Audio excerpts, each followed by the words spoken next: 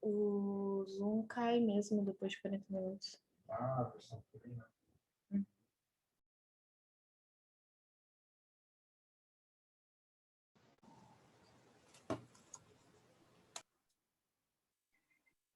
Oi. Oi. Caiu, né? Caiu, sim. Eu ia avisar e daí Não tem caiu. problema. Mas já tá quase todo mundo entrando. Tá. Se quiser compartilhar a tela de novo. Aham, só vou colocar alguém como...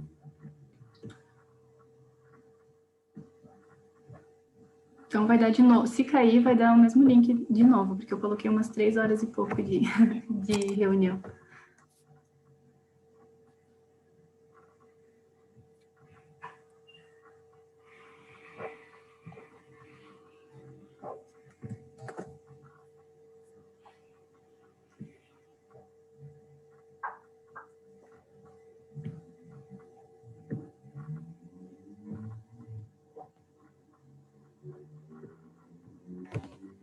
Só um pouquinho.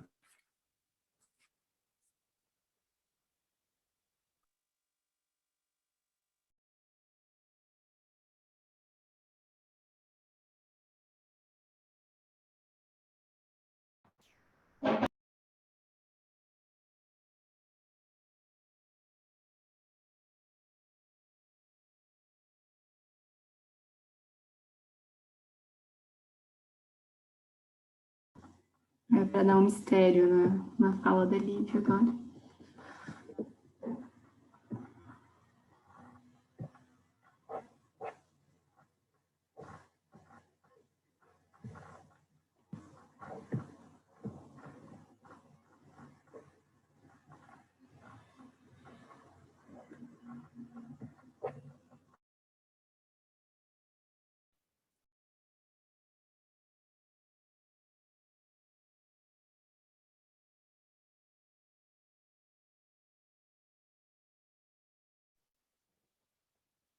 Tainá, se estiver ruim para você compartilhar, eu posso tentar compartilhar aqui também, tá? Já vou compartilhar. Acho que já vamos começar, então. Acho que não vai entrar mais ninguém.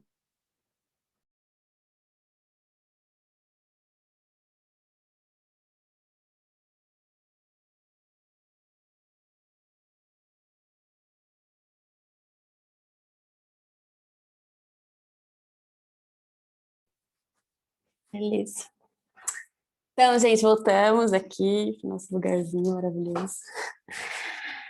Então, eu estava falando sobre a minha saída da gestão, então foi super difícil, assim, porque tinha um lugar de preciosismo muito grande em relação à Laem, e aquela coisa tipo, ai, ninguém vai fazer como eu fiz, né? Como se a gente fosse super insubstituível, né? E ali foi uma das primeiras mortes, assim, simbólicas que eu realmente vivi. Porque até uma dessas imagens que tem aqui, essa aqui do ladinho esquerdo, eu nunca sei na tela o que é esquerdo e o que é direito, mas enfim, é desse anjo aí, segura com uma foice, abraçando a moça. Essa imagem mostra Thanatos e Eros, que são dois deuses mitológicos que representam, Thanatos representa a morte e Eros representa o amor, a beleza, né?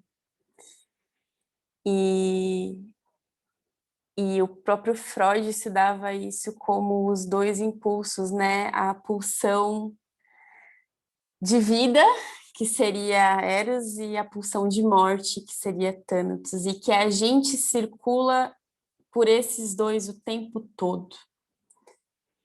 E esse meu desligar da Laem, que me era um lugar tão caro, eu acho que teve justamente a ver com esse circular sobre esses dois lados, porque era uma coisa que me fazia tão bem, que era tão maravilhoso, tão profundo, tão belo na minha vida, mas que eu tinha que abrir mão, que eu tinha que deixar a coisa correr, assim. Eu senti...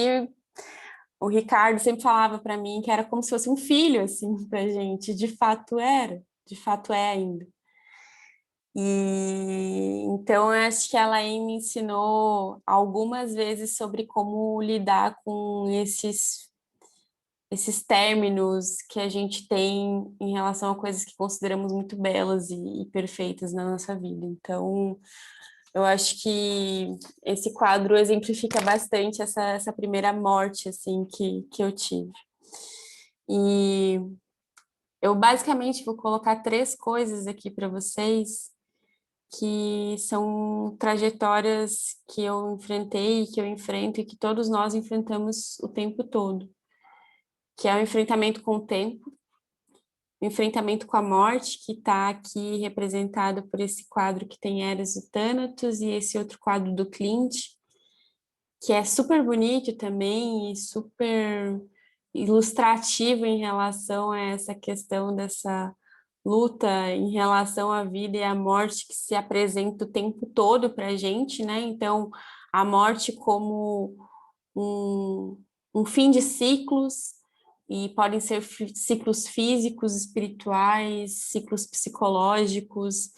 E na Laen, assim, nos primeiros encontros que a gente teve, a gente formou duplas em que a gente fez discussões sobre o que significava a morte a partir de diversas perspectivas, assim, filosóficas, espirituais, de crença, e foi super bacana, assim, porque vieram muitos insights positivos e diferentes daquilo que a gente está acostumado a ver na faculdade de medicina, que é tipo nada, na verdade, né? Esse é o tipo de discussão que está bem distante da realidade. Eu sei que com certeza a geração de vocês vai ter muito mais coisa de gente acrescentando assim esse tipo de discussão dentro da graduação, mas ainda assim é uma coisa que é muito distante da nossa realidade, assim. Então esse quadro do Clint é muito ilustrativo porque ele mostra a Igeia, que é a deusa da saúde ali embaixo, num movimento muito singelo, assim, de tentar equilibrar a existência que aquela moça ali, com aquela força toda, e tudo aquilo que a existência representa para ela que está ali do outro lado, né? Que são os prazeres, os amores, as dores, a morte, que faz parte da nossa existência, né? Então, eu sei que talvez fique muito abstrato a gente pensar na morte nesse contexto, nesses contextos assim, mas eu acho que eu coloquei a atividade para vocês de escutarem aquele CD, porque eu acho que ele circula muito sobre esse lugar da morte, da vida, da alegria, da tristeza e desses sentimentos que passam pela nossa vida e que a gente basicamente vive para tentar equilibrá-los, assim, né?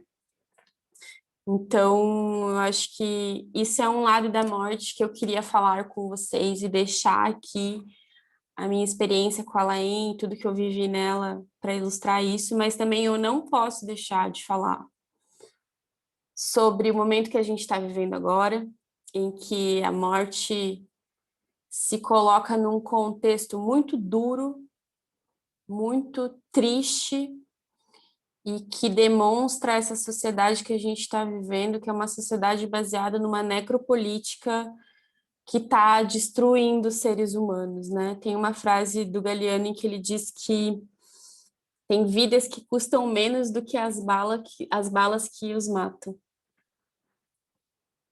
E, enfim, a gente está vivendo essa sociedade em que a vida basicamente não vale nada, né?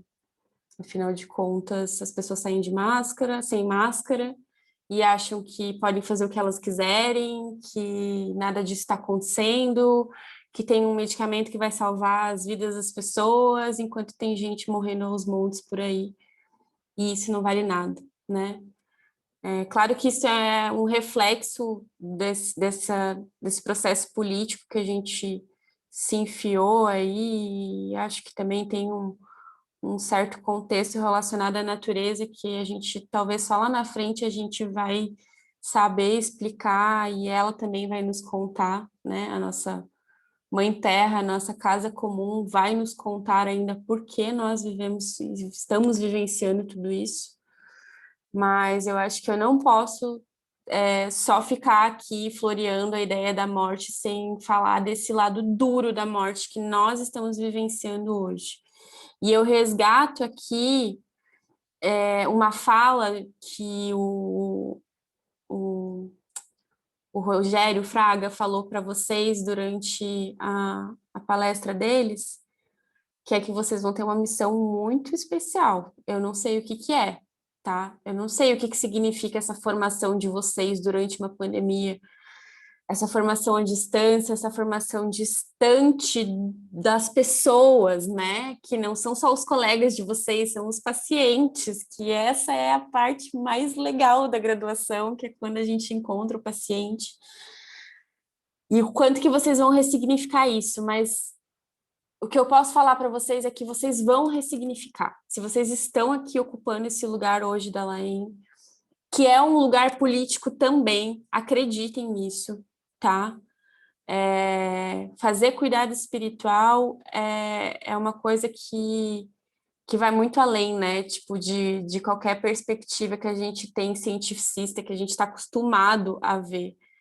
É também uma forma de fazer resistência a tudo isso que está posto aí para nós, dessa maneira tão horrível que a gente tem visto agora. Então, eu deixo aqui também um recado de que vocês estão no lugar certo para poder fazer com que essa nova potencialidade que vai surgir a partir desse momento tão difícil, ela realmente seja aflorada dentro de vocês, tá? Então, não deixem de questionar, não deixem de... não banalizem esse contexto da morte em relação a tudo isso que a gente está vivendo. Reflitam sobre isso, escrevam sobre isso, briguem quando precisarem brigar sobre isso, tá? Porque vocês ainda, apesar do Covid, as pessoas ainda estão morrendo de coisas muito horríveis ainda. E às vezes, na medicina, isso acaba ficando um pouco velado, assim. Então, vocês vão ver isso na hora que vocês entrarem no estágio de ginecologia e obstetrícia. Pode passar para a próxima tela. E aí, por último, eu coloquei essas duas telas que eu acho que são bem ilustrativas, sobre a questão do amor, que no final das contas, eu acho que é o que me moveu até aqui, até pertinho de vocês, nessa noite, através da Laem, porque eu tenho um amor profundo por tudo isso que foi criado. E mais do que isso, porque no final das contas, eu realmente acho que quando a gente escolhe fazer medicina é uma forma da gente demonstrar o nosso verdadeiro amor pelos seres humanos. É o verdadeiro amor por esse encontro maravilhoso que é gerado a partir do momento que a gente se propõe a cuidar de alguém. Porque, assim, gente, a hora que vocês entrarem nesse mundo de verdade, assim, começarem a trabalhar, vocês vão ver tanta coisa ruim, mas também tanta coisa maravilhosa do encontro, porque quando você chega ali, eu, pelo menos, sempre tenho esse pensamento quando eu vou me encontrar com um paciente, assim, o que que ele quer me contar hoje sobre mim mesmo? E aí eu coloco aqui aquele exercício que eu fiz de vocês escutarem, eu queria muito agradecer quem me respondeu. Eu li todos que me mandaram até aquele horário. E eu fiz esse exercício com vocês porque eu queria explorar essa multiplicidade do olhar, tá? Então, do que eu consegui coletar, assim, de quem me escreveu, e eu acho que não é só do olhar, é da escuta, né? Então, assim, o que ao entrar, né, através da música, através dessa coisa da sonoridade, que são palavras, né? E as palavras são super importantes. Como que esse nosso filtrinho interno foi acendido, assim? O que bateu para cada um? E, assim, isso, gente, vai valer para tudo. Para os pacientes vai ser isso. E eu acho que dentro desse filtrinho interno que tem aqui, tem uma coisinha muito maravilhosa chamada intuição. E aí, gente, é impossível fazer medicina sem estar com a intuição acesa. Impossível. Não tem como. Se vocês escolheram refletir sobre essas questões de espiritualidade, de medicina, de religião, de vida, de morte, de tudo, é impossível a gente não estar com a nossa intuição acesa. Então, assim, para quem escutou o álbum, para quem fez o exercício, eu vou falar para vocês algumas das coisas que vieram, tá? Teve uma pessoa que falou só sobre leveza, sobre a leveza da vida, sobre a forma como a gente encara as coisas e que às vezes a gente complica demais a vida e que, na verdade, a gente deveria respirar mais a leveza. Teve uma outra pessoa que falou sobre o amor, sobre a coragem e sobre uma insatisfação relacionada ao contexto que a gente está vivendo agora. Achei isso totalmente justo. Achei que é isso mesmo. Outra pessoa falou sobre aceitação, sobre o sorriso e sobre o autoconhecimento. Então, assim, é sobre entender o incompreensível, assim, né, gente? Como é que a gente faz para entender uma coisa que está longe da nossa compreensão, assim? E eu acho que fazer cuidado espiritual passa por isso, né?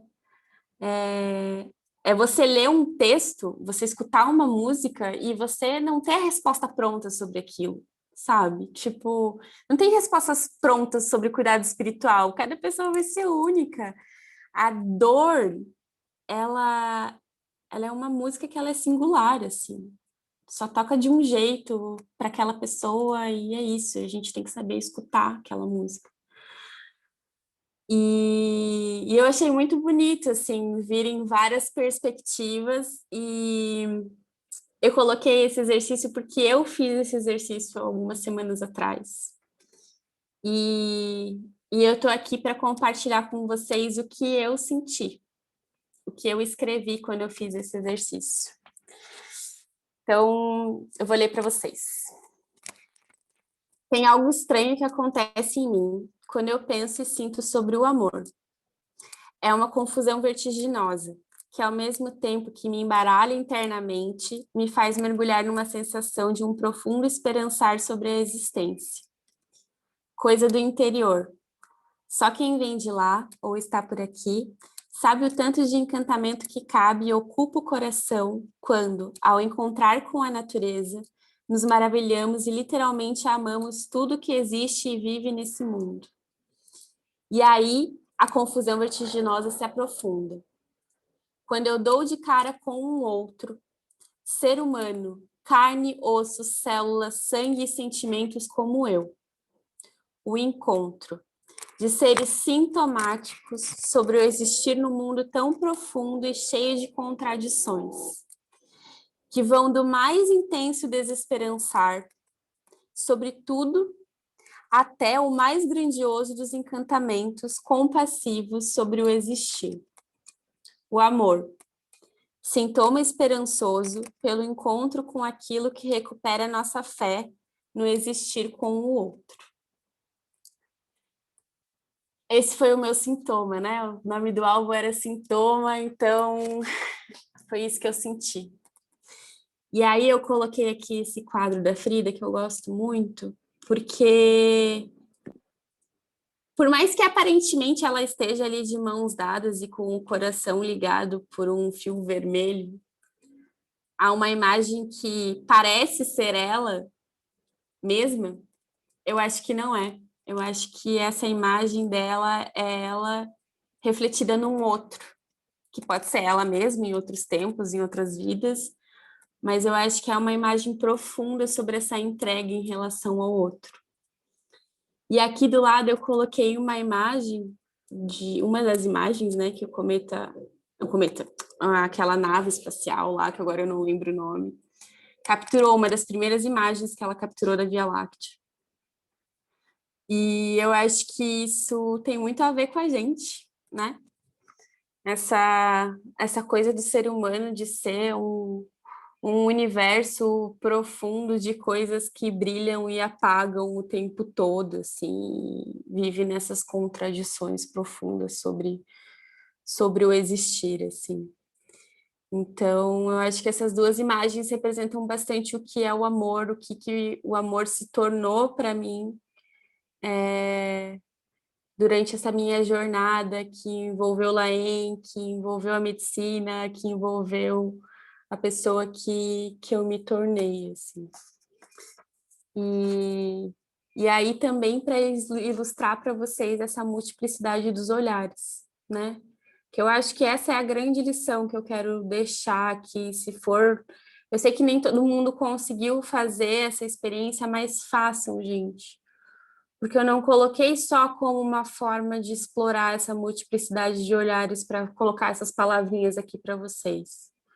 Eu coloquei como uma forma de vocês fazerem autocuidado. E se vocês não estão disponíveis para fazerem isso, acho que está na hora de começar a arranjar tempo. Porque esse é um tempo que a gente não recupera.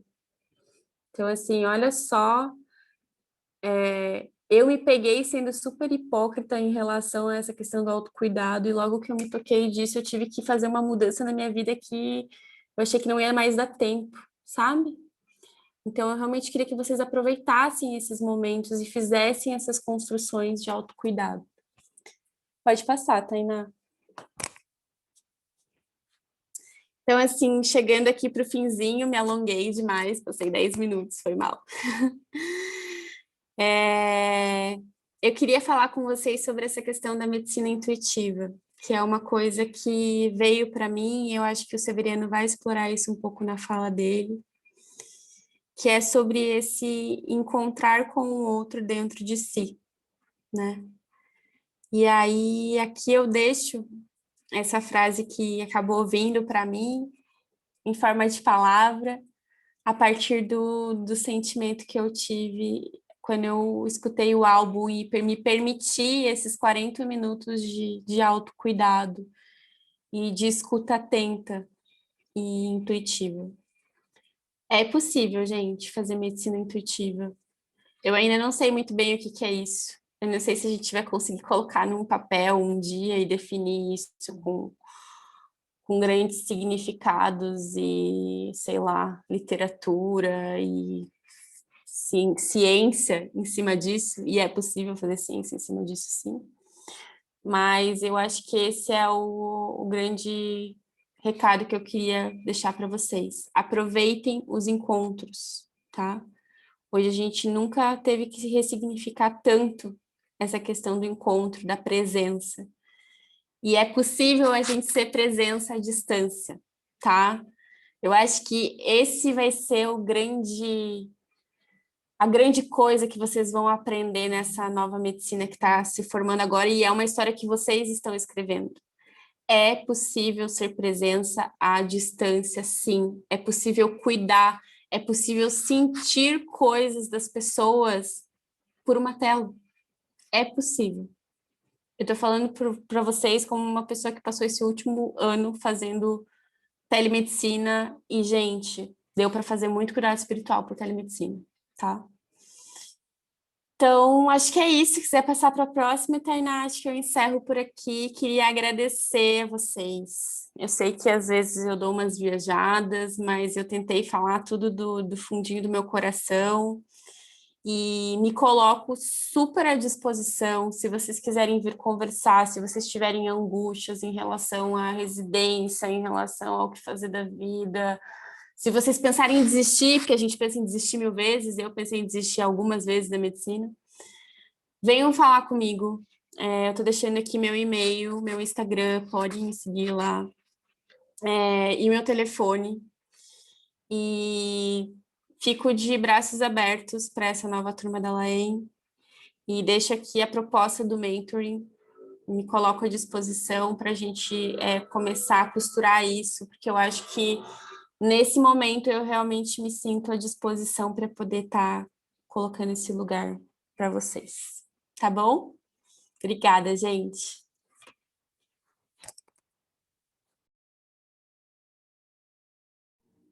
Muito obrigada, Lívia. foi incrível sua fala. Não sei se você quer abrir para pergunta agora, quer deixar para o final. Vocês que sabem, eu não sei como é que tá a questão do tempo aí. Vocês combinaram até que horário? Como é que é essa questão do horário? Então, assim, até umas 9h30, mas eu vou mandar o formulário às 9h.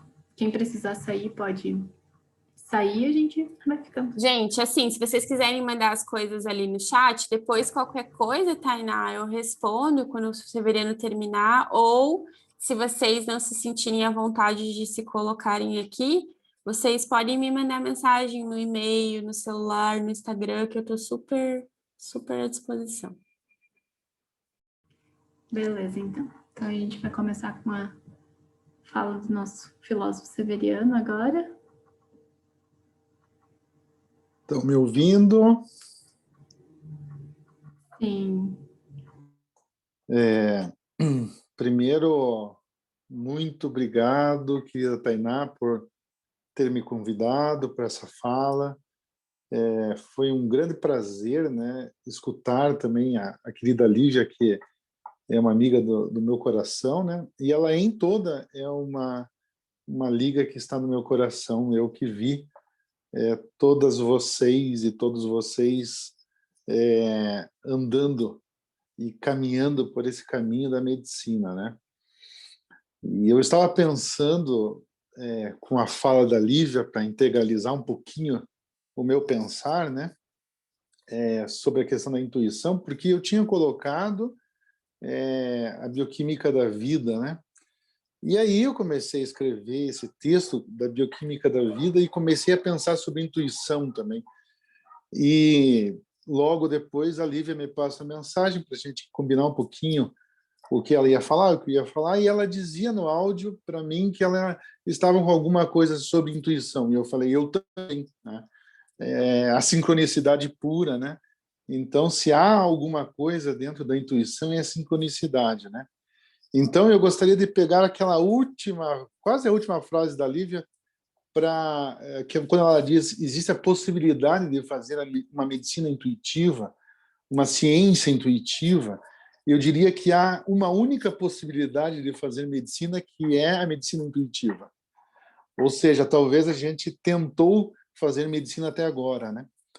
Ou ciência até agora, mas a gente esqueceu um pouquinho dessa questão da intuição que se interconecta com a experiência, né? E a gente esqueceu por um motivo bem interessante, que rapidamente, para vocês entenderem como é que a filosofia trata da ciência, né? A filosofia trata da ciência vindo do Descartes, então nós estamos no século XVI, no racionalismo, né? No penso logo existo, onde o Descartes colocou o homem como um ser racionalista, né? E que está no topo ali da pirâmide, né? E aí a coisa vai andando, vai andando, vai andando, e entra o nosso querido Freud, que já foi falado ali pela Lívia, e começa a dizer que nós não somos tão racionais assim, né? Nós temos um colchão emocional por baixo de todas as nossas decisões, que por hora são racionais, né? Mas esse enraizamento, antes do Freud chegar, foi feito um método científico em cima dessa questão cartesiana. Então, nesse ponto de vista, o que é ciência, né? Realmente, o que é ciência? A ciência é algo neutro e objetivo. Então, esse é o ponto. E isso foi feito no século XIX, né? No século XIX, com a herança cartesiana do século XVI. Então, pense, né? Pelo menos ficou 300 anos essa ideia que nós somos bichos racionais, e somente racionais. E aí que, então, começa esse enraizamento da ciência, que promoveu, inegavelmente, coisas maravilhosas, né? A ciência fez coisas fantásticas, né? Inclusive criou o nosso Coronavac, enfim, essas coisas. Senão nós estaríamos muito mais complicados nesse momento. Enfim, mas o que acontece é que nós retiramos a experiência e a intuição do ser humano com a questão da ciência ser objetiva e neutra, né? Então, existe uma objetividade científica na neutralidade. Então, além de eu ser objetivo, tem que ser neutro. Onde fica a intuição nisso? Onde fica a experiência nisso, né? Então, eu comecei a escrever o texto, né, dedicado à Liga, sobre a bioquímica, mas na minha cabeça não parava de pensar em intuição. Então, eu abandonei o texto da bioquímica e comecei a escrever sobre intuição, né? Daí, depois, a Lívia diz, eu estou também com uma questão de intuição, enfim. Aí eu falei, não, é a medicina intuitiva, essa coisa da intuição, da experiência, que eu devo escrever. Então, o que eu queria dizer é que antes de a gente chegar na bioquímica da vida, e talvez a gente vai chegar na bioquímica da vida, talvez numa próxima aula, e aí eu deixo para vocês, eu queria falar sobre a intuição, né? O quanto que a intuição é importante para fazer ciência, portanto, para fazer medicina. Haja visto que a medicina é uma ciência, né? Então, se há uma possibilidade de se fazer medicina, é uma medicina intuitiva, uma medicina onde eu vou ganhando experiência com os pacientes que eu falo, com as pessoas que eu converso, nos lugares que eu estou, né? Nesses lugares aqui, como a Lívia disse, de resistência de política, né? Eu gosto de habitar lugares de resistência política, é o meu lugar.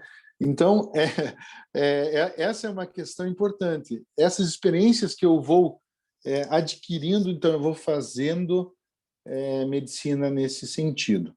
Mas o que é fazer medicina nesse sentido?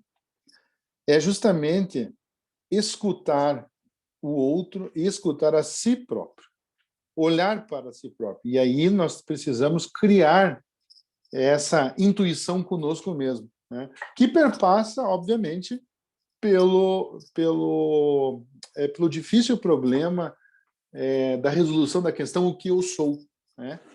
É uma coisa tão simples e tão difícil que os filósofos, inclusive eu, tento responder e não conseguimos. Talvez não vamos conseguir, né? Mas nós vamos tentar.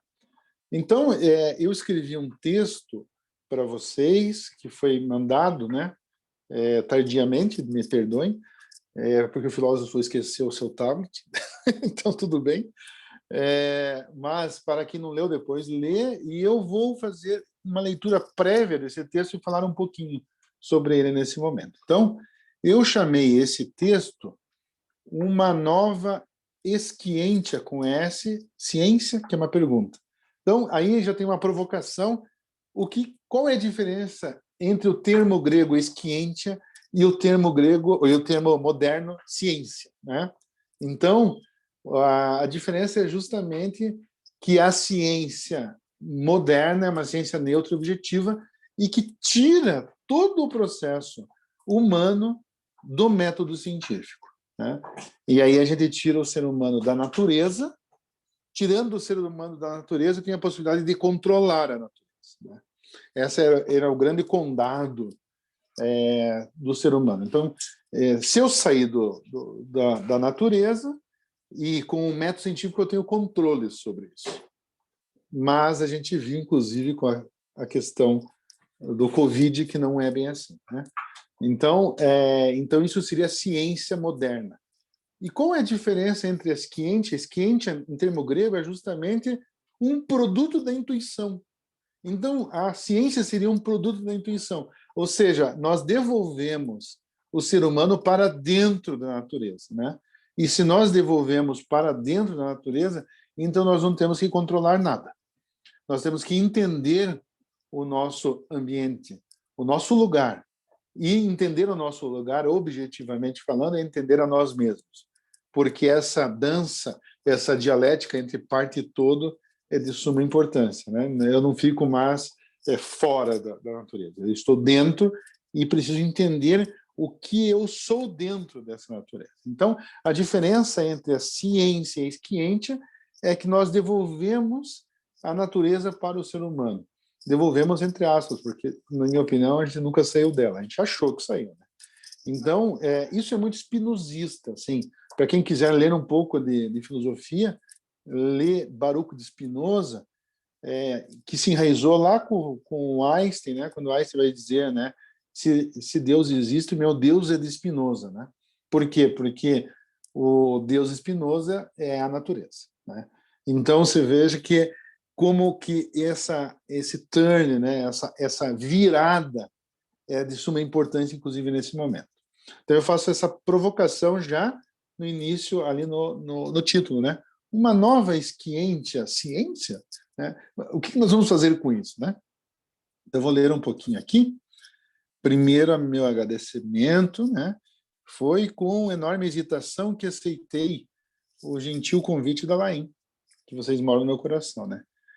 Promovido pela Tainá, das quais, como filósofo, naturalmente me fizeram passear por maravilhamentos recheados de pulsos estéticos, deste coração que por hora bate. E depois, quando parar de bater, vocês vão me reanimar, porque eu não quero morrer. Não me deixem morrer. Eu tenho medo da morte. Então, os pulsos estéticos, eles fazem parte da intuição. Quando eu digo pulso estético, é o contorno estético de todo o processo.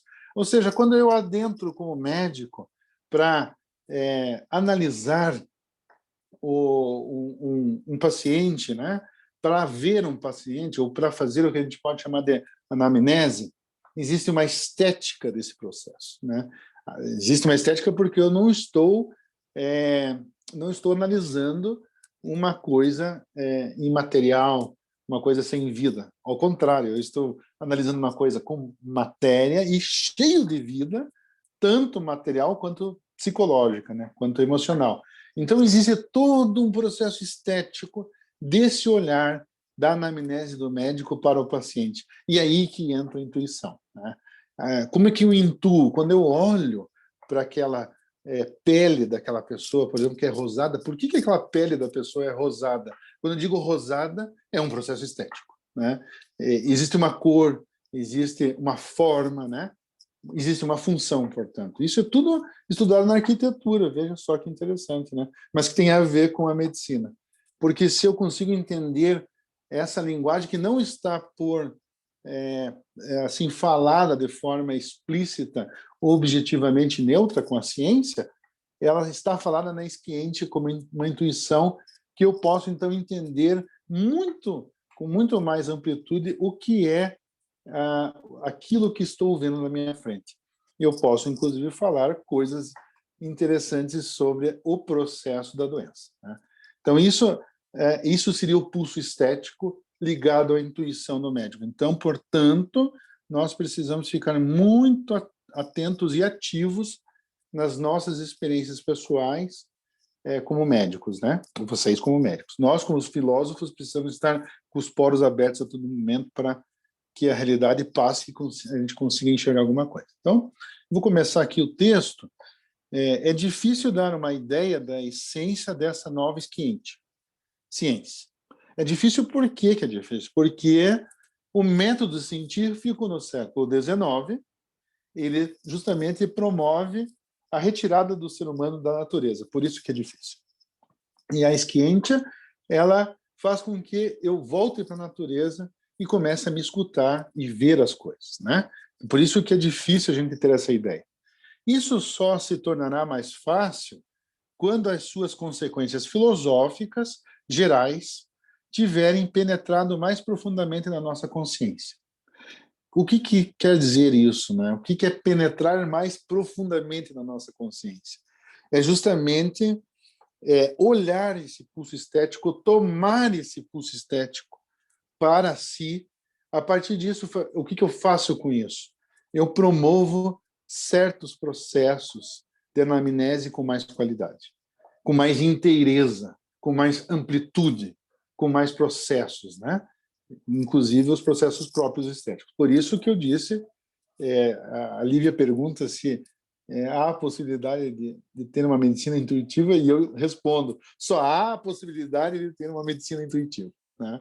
Se a gente não tiver uma medicina intuitiva, nós teremos uma medicina tecnicista, tecnocrática, que a gente vê muito por aí, né? Que funciona também, mas parece que o mundo precisa mais disso, né? Mais do que isso.